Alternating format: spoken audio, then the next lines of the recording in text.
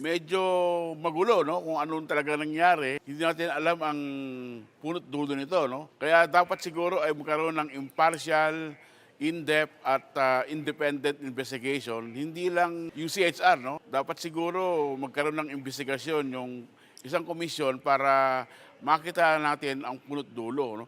Pero isa Kasi anong kalokohan po kasi, kahit pagbalibaligtarin mo, ano ang ginagawa nitong mga estudyante kuno na ito, media practitioner at professor pa ata yun nandyan, dyan mismo sa kampo ng NPA. Hindi kasi may operasyon ng militar tapos nandyan sa kampo ng NPA. Ano? Wala lang. I mean, wala lang. Ano lang sila?